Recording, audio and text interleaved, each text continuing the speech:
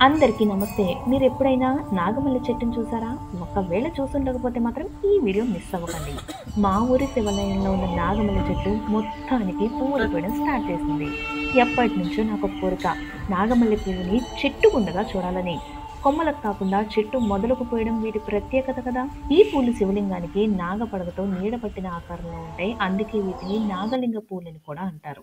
శివరాత్రి టైంలో ప్రత్యేకంగా పూచే ఈ పూలతో శివుడిని ఆరాధిస్తే బిల్వ, మారేడు పత్రాలతో పూజ చేసినంత ప్రతిఫలం లభిస్తుందట.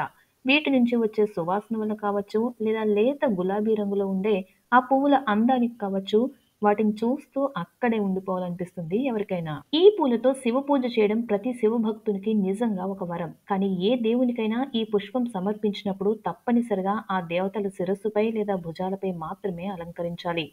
పాదాల దగ్గర వేయకూడదట. మరి మీ ఊరి శివాలయంలో కూడా ఈ చెట్టుందా? కామెంట్ చేయండి.